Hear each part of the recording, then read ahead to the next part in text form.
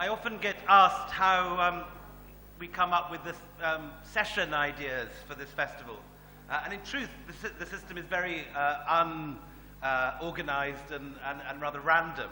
I simply invite anyone whose books I've enjoyed that year, or who's won wonderful prizes or received rave reviews. And then in about September, Namit and I get together, and it's like playing Snap or Pelmanism. You suddenly you look at all the people you've invited, this list of authors, you try and work out what they have in common, who you can group together in little sort of happy families. And this year we suddenly found that two of my friends have both written the same book, really, which is very nice when it happens. Slightly different versions of the same book, but about about foreigners coming to India, and very specifically in the case of Gil, how this very, very extraordinary and very unlikely story of the first Firangis, these early figures. Just to give you a little sort of personal insight about Gil's book, this is a period which I longed to write about when I was researching white moguls, and struggled in vain, because one of the joys about writing about the 18th or 19th centuries, particularly the 18th century, is that everyone writes letters and everyone keeps letters. So you just have to turn up at somewhere like the British Library, type into the computer anyone you're interested in, and there's a fairly good chance that there will be a stash of correspondence, sometimes an extremely large stash of correspondence from those people. But the earlier period is far more terse, and when you're dealing with the very first East India Company factors, not only are they writing rather business-like letters saying, you know, send half a ton of silk, 300 kincobs, 500 bales of silk, and there's really very little story you can make out of that kind of stuff, I thought. But Jonathan has managed to pull the most extraordinary stories. I mean, really, really extraordinary stories, including from some of my sort of, in a sense, reject material. I gave Jonathan some stuff I'd done, but it's all in early East India, all early Elizabethan writing called secretary hand. It looks a little bit like Cyrillic in that some of the letters in secretary hand are very familiar, and some of them are utterly foreign. And so you have to sit there with a little crib and translate it effectively into modern English. And I had spent about a month in the India Office Library looking through the very, very early letters of the East India Company factors, some of which are printed in edited form, but they tend to miss out all the interesting stuff and certainly miss out all the scandals and all the sex. So had to go back to the original. I literally spent a month, and at the end of it, it was so fragmentary. There seemed to be so little. And then suddenly I gave the stuff to Jonathan, and he's done wonders with it. Stuff I hadn't spotted, connections I'd missed, and it's particularly exciting when you see stuff that you've struggled with and failed with turned into something really remarkable. So anyway, first up, Jonathan Gil Harris, and second, Sam Miller.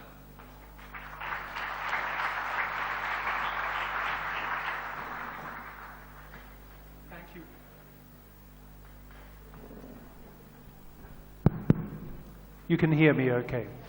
Thanks so much, Will, for that introduction. It's really hard for us now to imagine that any Westerner living in India before independence, let alone in the 15th or 16th centuries, was anything other than a would-be conqueror, invader, colonialist, imperialist. And that's not surprising, really, given the long shadow that the British Raj still casts. But it would be a mistake to assume that every Westerner who chose to live in India was a would-be colonialist. And this is especially true of people who came to live here in the 15th and 16th centuries. There was a surprising number of Europeans who did choose to migrate. And most of them came not to conquer or command, but for much more humble reasons, to escape poverty or persecution. At this time, it's important to remember, in the 15th, 16th centuries, that Europe is basically an economic backwater.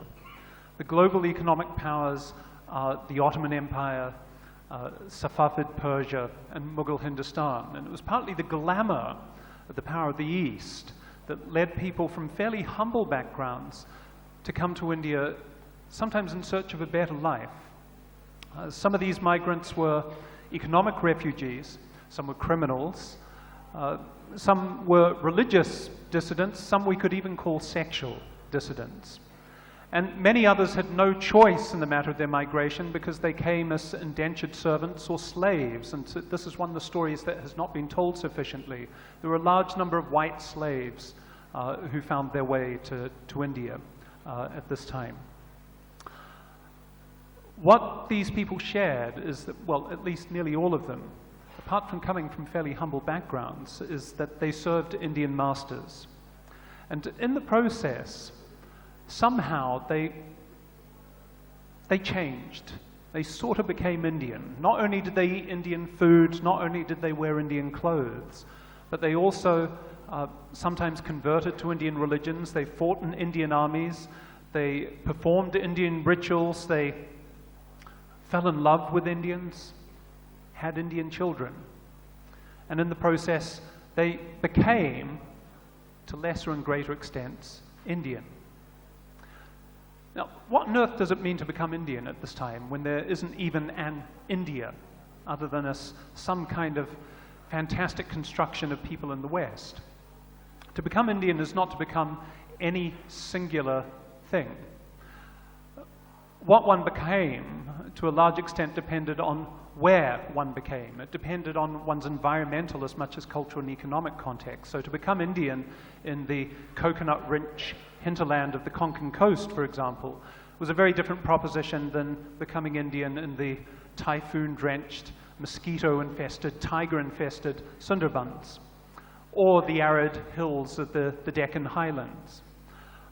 Similarly, to become Indian in the fakir-congested gullies of Ajmer was something very different from becoming Indian in a luxurious Haveli in Agra or in the Mughal harems of Lahore, Fatehpur Sikri, Shah Jahanabad, as many Europeans did. But what all these diverse, quote, Indian locations had in common was that they were multicultural spaces. Multicultural in a variety of ways. The Konkan coast, for instance, was a home for an extraordinary number of religious refugees. Some of them were Jews escaping the Inquisition in the Iberian Peninsula from Portugal and Spain. Some were refugees from the Protestant north of Europe. But they found homes in a variety of towns and cities along the Konkan and Malabar coasts. The Sundarbans was a largely stateless zone, but it provided a home to pirate communities comprised of Bengalis, but also Burmese, people from Tripura, Abyssinians, Arabs, Portuguese, and together they formed an extraordinarily multicultural yet stateless community of freebooters and pirates, some of whose descendants survive today in Chittagong with names like D'Souza. And then in the Deccan Sultanates, of course this was already a multicultural zone because the rulers came from Persian and Central Asian elites, but they invited into their kingdoms soldiers who came sometimes as mercenaries, sometimes as slaves. There was an entire rank known as the Firangis, comprised largely of Portuguese, but also of other European soldiers. There were also the Habshi ranks, recruited from Ethiopian slaves. And then the Mughal cities were extraordinarily multicultural. The Mughals themselves were descended from all sorts of cultural and genealogical tributaries. But they had in their cities, in their chief cities, people from all over the world. Now these cities provided foreign migrants with homes, but there were also, and this is one of the arguments I make in my book, there were engines of bodily transformation, that the people who came into these multicultural spaces had to change their bodies in some way. And not just by eating Indian spices or by enduring the extreme Indian weather or by coming down with Indian diseases that felled them. But they had to, in a variety of ways, acquire new skills that demanded they use their bodies differently from how they'd used them at home. The many people who served in armies, for instance, had to use completely new weapons. They were recruited in part for their supposed mastery of firearms, a devastating new technology that had been introduced to the subcontinent at this time. But for the most part, they were expected to come up to speed with new skills, maneuvering in unfamiliar terrain in the Deccan Highlands, for instance, in the deserts of Rajasthan. They were expected to use weapons in different ways. This was also true of, for instance, Thomas Coryat, an eccentric who joined the ranks of the fakirs in Ajmer and begged for his supper for some time. He not only had to learn how to deal with very few clothes, but also rituals of prostration in order to be legible as a beggar. He had to learn new languages, of course, but he also had to learn how to survive on a diet of dal chawal, khichdi. Jahangir would cook every year during the Urs Mela, an annual Muslim feast at the Moinuddin Chishti Dargah, in a huge deg or cauldron. Enough khichdi to serve 5,000 people, and Thomas Coryat seems to be one of the beneficiaries of that. And finally, there were the harems, which demanded of women from Armenia, from Portugal, from other parts of the world, from Poland even, to acquire new skills. They had to comport their bodies in certain ways, whether they were employed as dancers, whether they were singing, or whether they were simply involved in rituals of ceremonial gift-giving, khilat. So these poor migrants had to transform their bodies in ways that made them become Indian. Yet at the same time, they didn't simply become Indian. They were still marked as outsiders.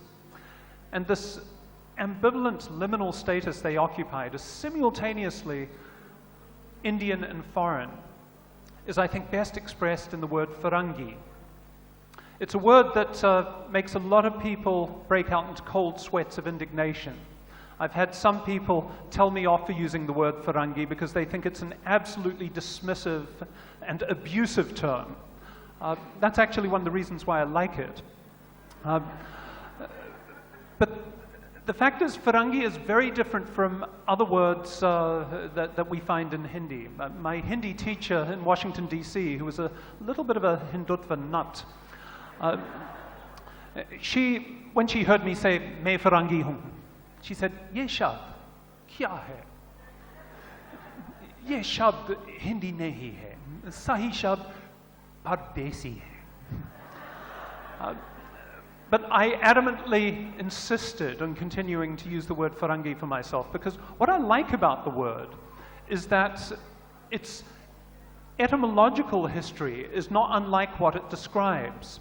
The word Firangi was originally an Arabic word, Ferengi, that was an attempt by the Arabs to render frank the French crusaders that they met. They called Firangis. Ferengi migrated into Persian, and from Persian into North Indian languages and into a variety of other Asian languages as well.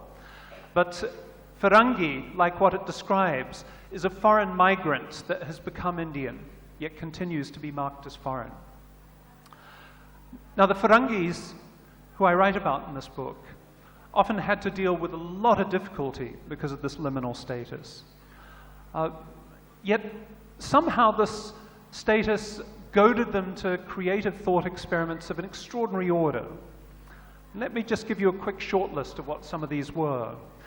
The Portuguese physician Garcia da Horta, who migrated to India in 1534, wrote what is often regarded as the first modern treatise of tropical medicine. He's lionized now in Portugal as a national hero, as a patriot, because of the book he wrote. Yet, in fact, he was a religious refugee fleeing the Inquisition, which had just been set up in Portugal. And he went undercover in Goa, hoping that he would be able to escape detection, until he began to hear words that the Inquisition was likely to be set up in Goa. It was in about 1556. At that point, he found service with the Sultan of Ahmednagar.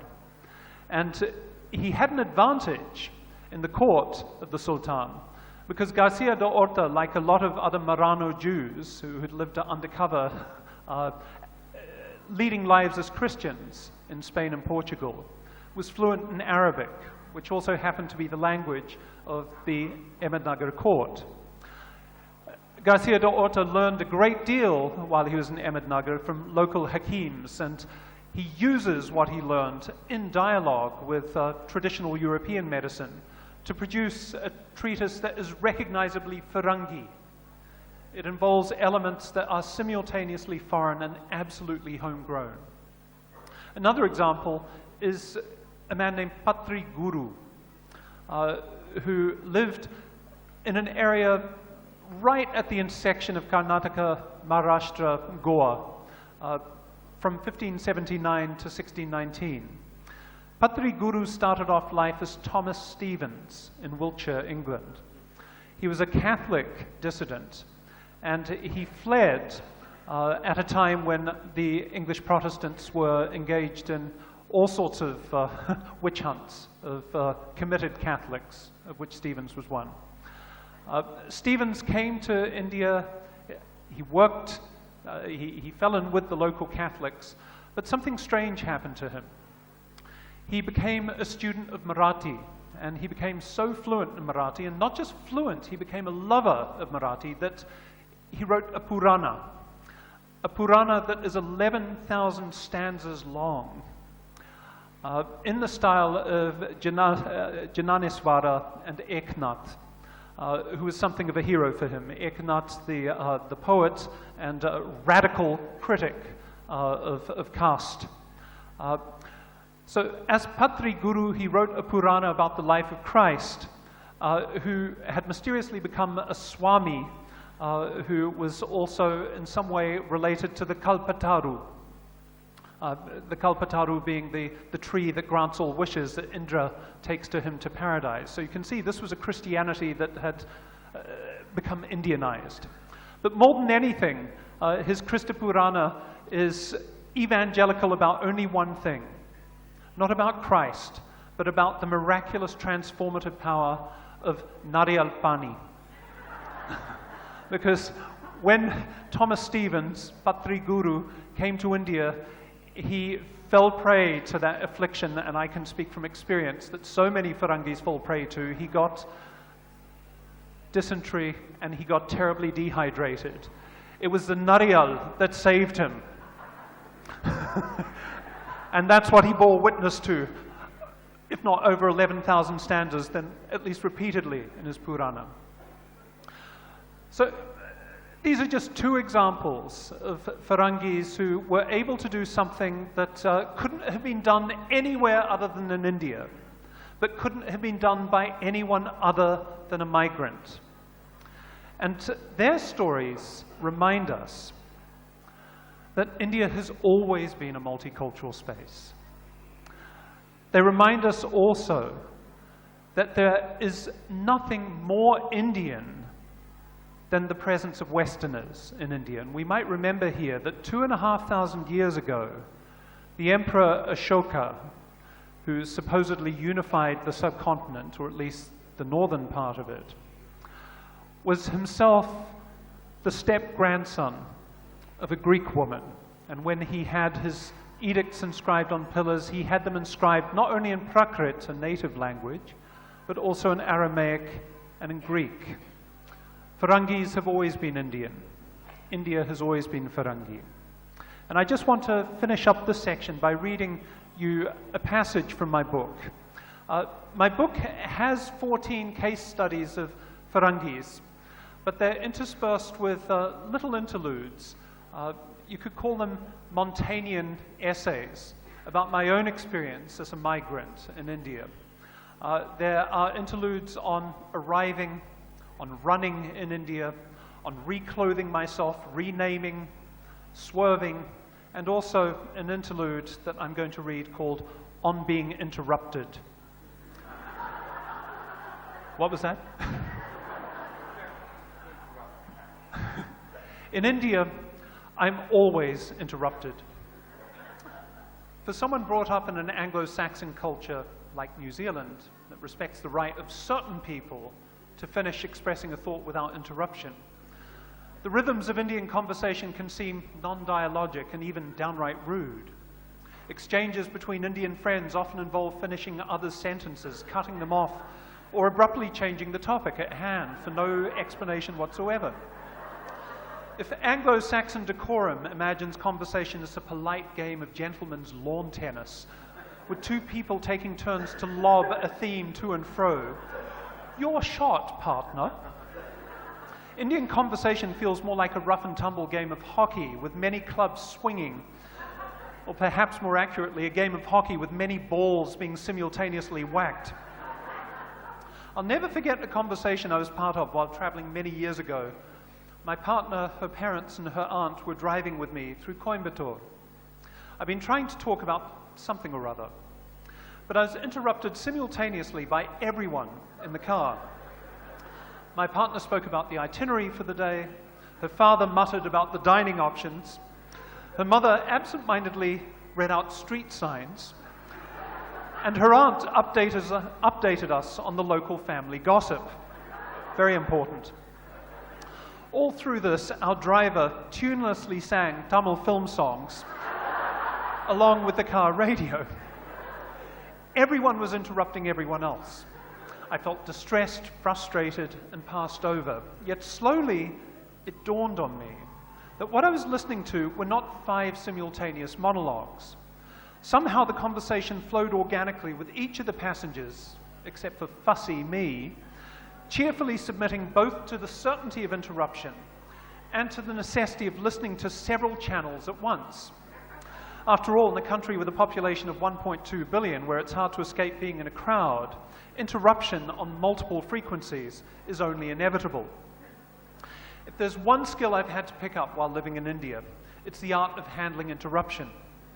I've spoken about this challenge with some of my Western friends. One of them quips that in India, he's learned how to be interrupted in 5 languages. But interruption isn't just a conversational phenomenon. It's far more pervasive. Lives in India are interrupted by flash floods and power outages, by drought and hunger, by farmer suicide and mass migration to cities, by sexual violence and honor killings. In a culture addicted to the cell phone, lives are additionally interrupted by calls and SMSs. Thanks to the machinations of politicians, humdrum daily routines are interrupted by sudden edicts and flare-ups of communal tension. The Indian past has been interrupted by colonialism, just as the Indian present is interrupted by global capitalism and forces of development. Perhaps it's no coincidence that in India's national sport, interruption is a given. A cricket game can be interrupted because of bad light, rain, or, more disturbingly, rioting crowds. To play cricket well means, among other things, learning how to cope with such interruptions, which usually entails carrying on somehow, but in a different mode and on different terms from what one may have been used to previously. Handling interruption, above all, entails a change of mindset. One has to give up on the sanctity of one's customary individual trajectory, whether in thought, space, or time, and embrace the possibility of both pleasant and unpleasant surprise. One has to accept that the immediate environment, whether social, cultural, or physical, might in an instant become something completely different. This also means accepting that one's body should be versatile enough to respond and adapt to unanticipated possibilities. My favorite Hindi word, jugaad, perhaps best translated as makeshift fix, captures something of the improvisational flair that is required to cope with India's 1,001 varieties of interruption. In many ways, my book is all about interruption and the diverse forms of jugaad that interruption can inspire. The first Firangis whose stories I've told here all had to deal with interruption in a myriad of ways. Their lives in their native countries were interrupted. The bodily habits into which they'd been socialized were interrupted. Their ways of thinking about themselves and the world were interrupted. And in turn, the first Firangis interrupted and continue to interrupt what it means to be Indian. That doesn't make them in any way unique. No one single trajectory of Indianness can go uninterrupted for long. At risk of making a sweeping generalization, one might even say that what it means to be authentically Indian can never be identified with a singular culture or tradition, but rather has always been a series of interruptions and creative jugaad responses to those interruptions. Because ultimately, what it means to be authentically Indian is... Sorry, what was that?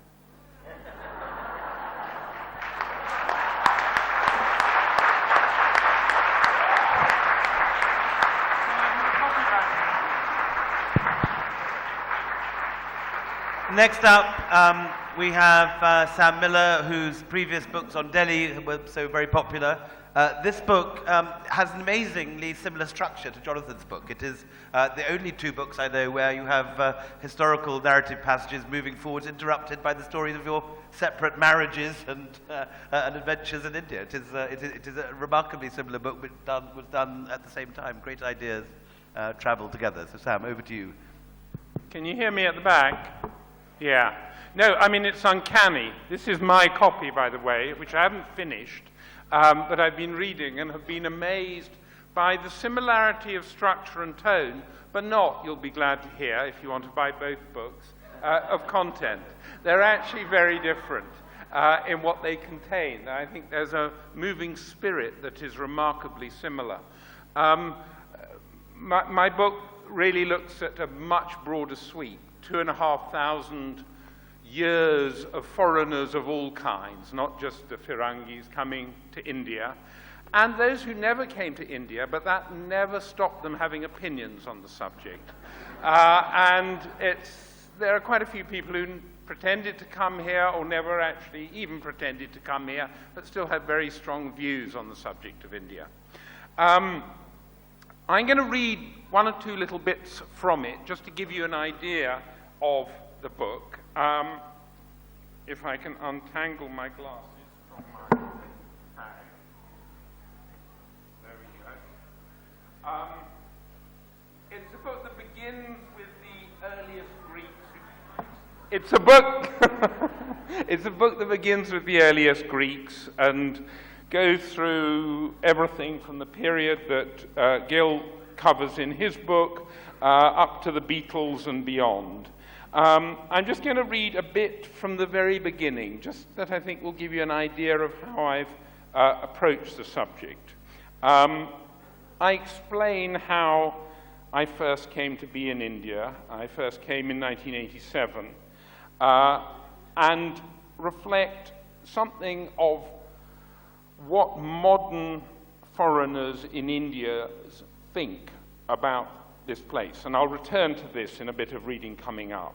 We, and by we I mean foreigners in India, or foreigners thinking about India, all have our patchwork ideas of India, our notions and opinions and prejudices, often fallacious and absurd, of this enormous, disparate country, which is, as I take pleasure in reminding newcomers, bigger in population than all but its own continent, Asia.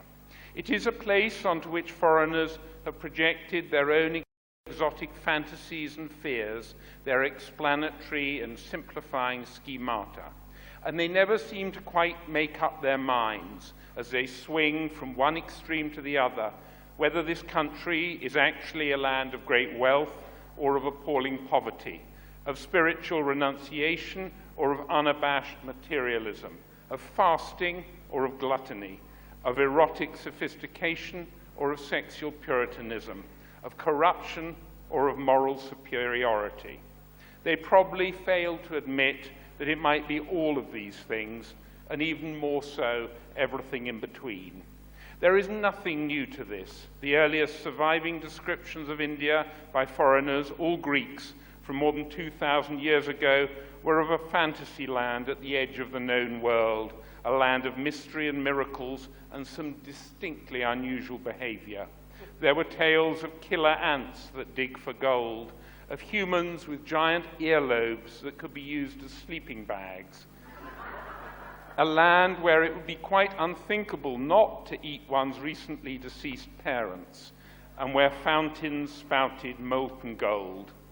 Ever since, we foreigners have been pretty credulous.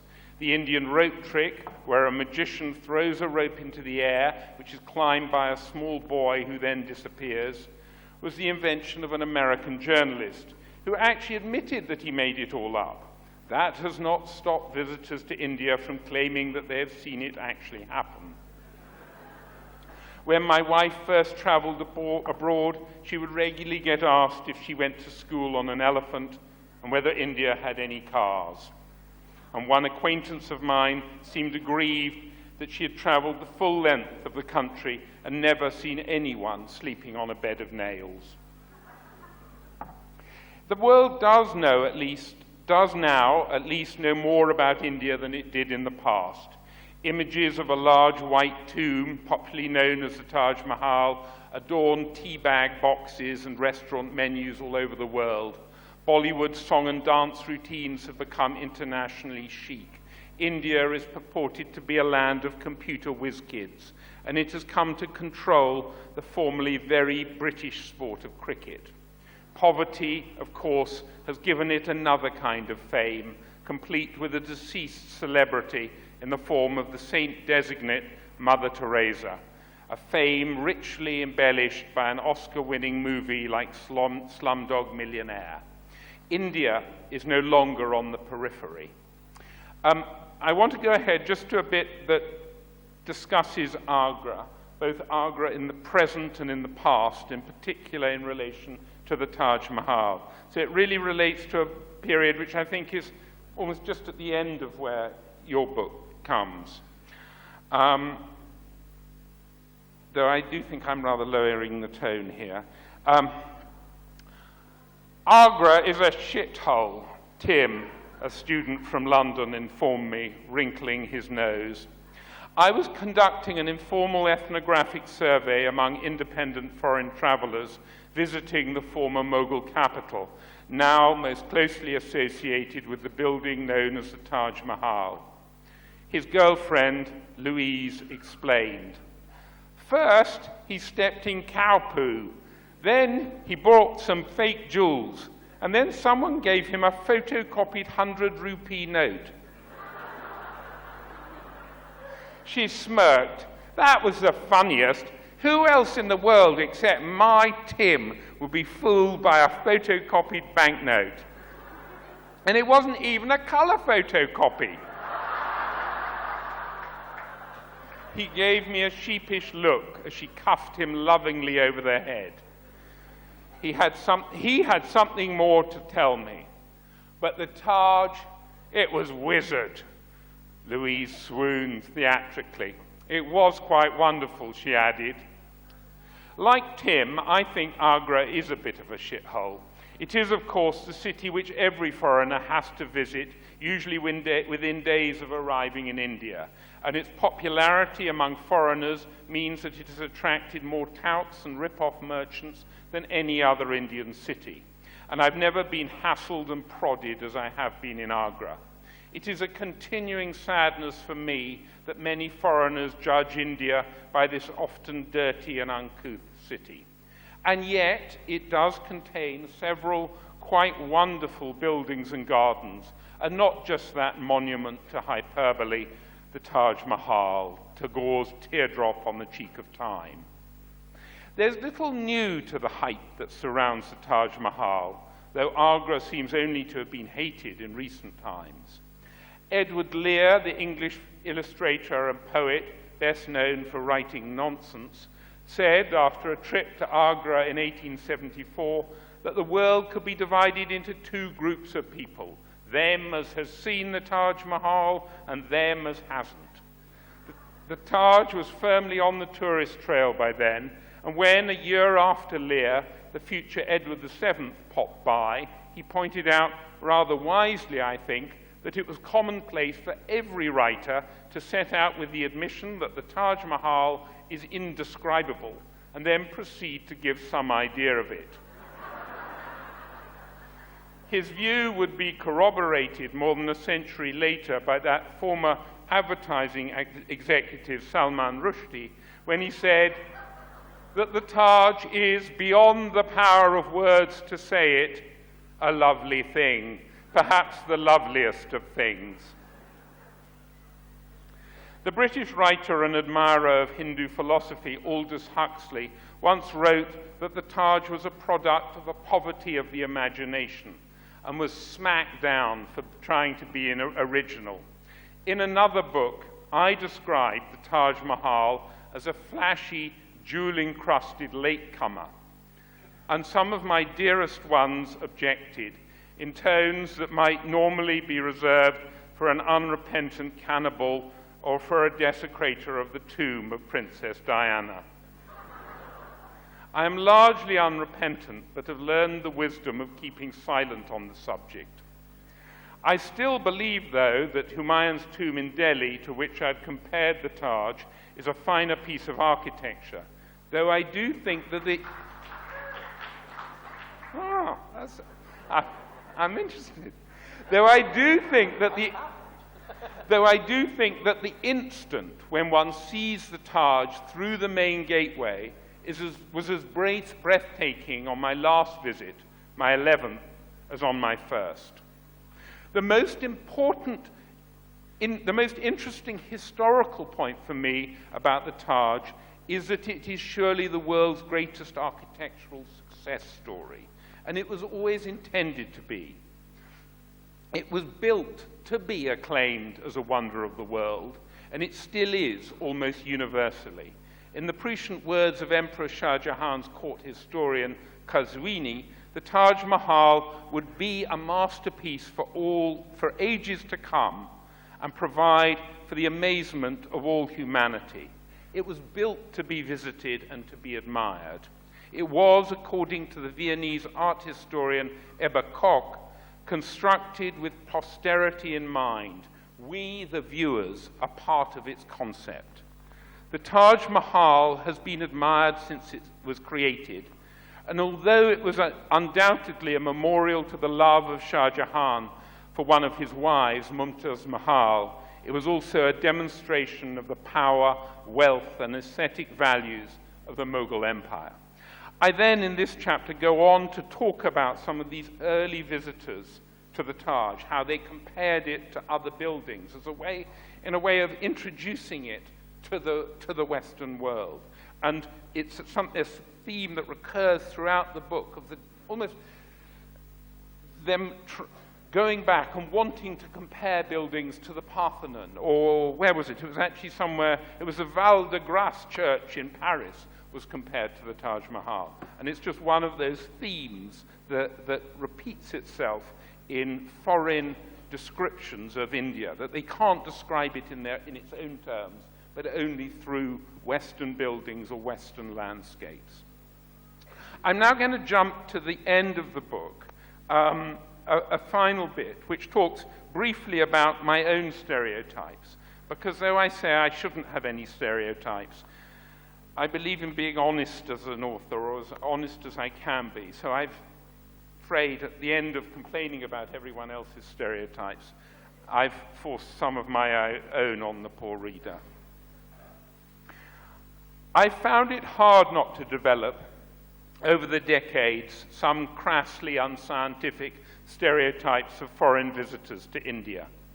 There are the Brits who want to save the poor or search for the graves of their ancestors, the Americans who search for themselves and for enlightenment, the newbie journalists who search for the exotic stories they think their audiences want to watch, hear, and read, the Italians and the French who search for a fantasy land of Maharajas or happy village simplicity or cheap gemstones, the East Asians and the Sri Lankans who search for anything Buddhist, the Australians who want adventure, the Pakistanis who search for ancestral homes and Sufi sakar, the contemporary youngsters who seek work experience or simply the company of their peers, the big talking entrepreneurs who imagine billion-dollar business opportunities, and the spiritual seekers who search out and find a guru.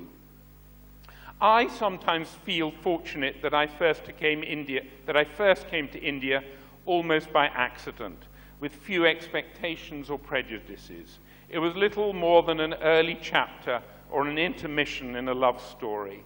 I seemed to glissade into an India that was unthreatening to my worldview, mediated in a gentle fashion by well-traveled Bombayites and by that doyen of modern Indo-Greeks, Tony Mango, who became my stepfather-in-law. I was at the time more struck by the similarities with my London life rather than the differences. It would be some years before I encountered a guru, or rode an elephant, or visited the Taj Mahal, or Jaipur for that matter, or was cheated by a taxi driver, or saw a tiger, or fell seriously ill, or was entertained by a snake charmer, or even tried to buy a train ticket. Most foreigners have had at least one of these experiences on that first visit. Instead, I had the softest of landings, cosseted by my future in-laws, bloated with wonderful food, watching the waves from an elegant beachside house in Bombay. I did soon begin to encounter many other Indias, largely through my work and through travel, and I encountered many other Indians too, performing their million mutinies, the phrase V.S. Naipaul would use in his more respectful, less scatological third book on India. 1 billion mutinies might now be more appropriate. I have met many, many thousands of Indians now from all parts of this subcontinent, and yet at the same time have met just the tiniest, statistically insignificant proportion of its population. And I need to remember this, and so do we all perhaps, when we are drawn towards generalization and stereotyping. I have now inadvertently developed a little sermon for newcomers to India. In this sermon, I talk of many Indias, and then I tell my listener to think of India not as a country, but as a continent. Expect, I say to them, the differences that you find within Africa or within Europe, between, say, Denmark and Albania, or Scotland and Greece, and then try out your sweeping generalization by replacing the word India with the word Europe, and then see how meaningful that generalization is.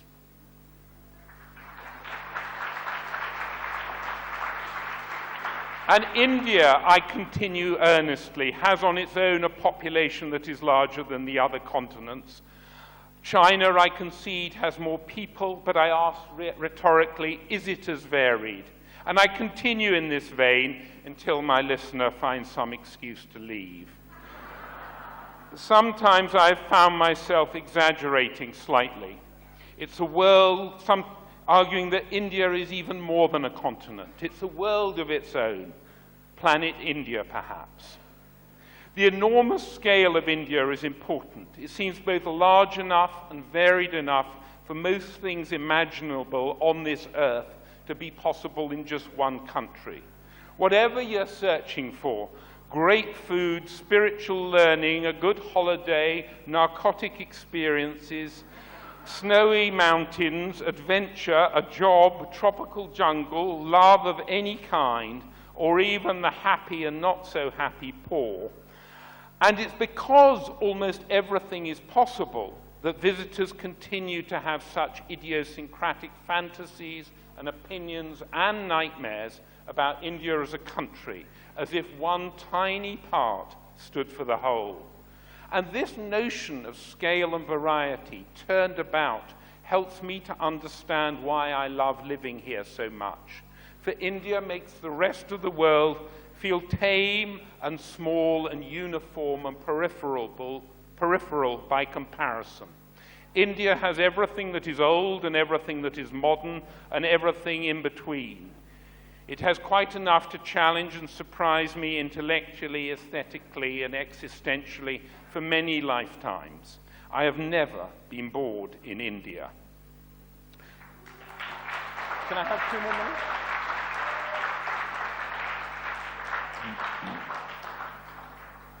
Recently, I was walking back to my flat in Delhi, in a place called Panchsheel Park, troubled by family matters and work idiocies, groggy with influenza and bearing some cough linctus purchased from a local apothecary. A man with a red Rajasthani turban came up to me. He informed me in broken English that he was a fortune teller. I nodded politely and walked on, as I do on such occasions. But a friend, a foreigner in Delhi, had told me a few days earlier how she had had her fortune told, and that it had been entertaining, if not entirely accurate.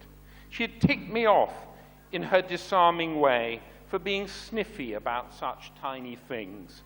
How could I live in India all this time and not have my fortune told? And I remembered her words and stopped in my tracks and turned my head. The fortune teller scuttled back towards me with a smile upon his face. He told me, first of all, that I was not well. I was very impressed by this, as the sick often are, by such perspicacity in relation to their woes, only realizing after our encounter that I looked like death and was carrying a bottle of cough syrup. It then became a bit hit and miss. He said correctly that I had 2 children, but they were, he insisted, wrongly, both girls, and he informed me that I was from America and that I had been married twice. I did not tell him that he was mistaken. Then he wrote something down on a piece of paper, crumpled it up, and placed it in my hand. "Don't open it yet," he said. He asked me my favorite color, and I said purple, and he looked disappointed. He said, "Choose another." And I said violet. He said, "Choose another." And then I chose blue. And then he asked me to choose a number from 1 to 5, and he made me choose each number until only 3 was left. He then made me open the paper, and written on it were blue and 3.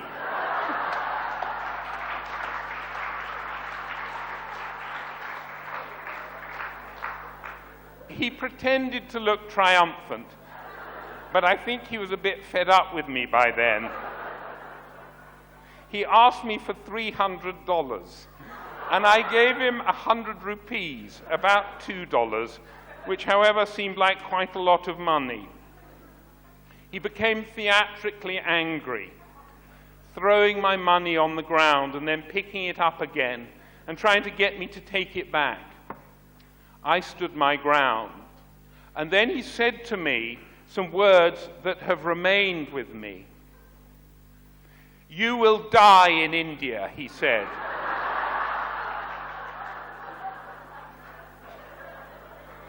Now this story can be read in many different ways. Least interesting is my hypochondria or my skepticism about fortune-telling, or even my deliberate unwillingness to give the most likely, most pleasing, most complicit answer, a symptom of my oppositional quality, as a boss of mine once put it. More interesting is that I was reminded again of what it might be like to be a foreigner coming to India for the first time, and how strangely disquieting this incident might seem. But let me also, for one moment, try to see it from the point of view of the fortune teller. For him, I was just another foreigner, a tourist to be jostled gently into a modest redistribution of a tiny percentage of his wealth. He must have met other, less oppositional white people who answered blue and 3, and even if they didn't, would hand over large, to him, sums of foreign money. I had not revealed myself at any point as a long-term resident of India or as a Hindi speaker. I often don't, and I do take great pleasure in being able to eavesdrop on what Hindi speakers are saying about me.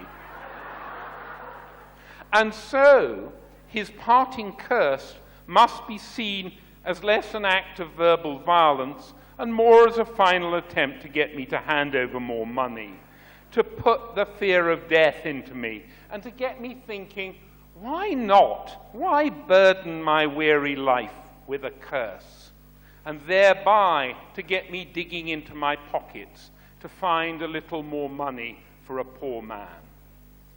Except, and this was the crux of the incident for me, by then I was thinking of other things. I was thinking that actually I would quite like to die in India. Not yet. Not for a long while, but yes, by the ocean or in the foothills of the Himalayas. His curse had been transformed into a promise, one that gave me pause and led me to smile and made my current sea of troubles less hard to bear. And maybe, I told myself, I should leave, settle somewhere else for a while, try out some other land that is less all-consuming. But I will return to live out my years and perchance to die, for only by then will it be my time to enter an undiscovered country. Thank you.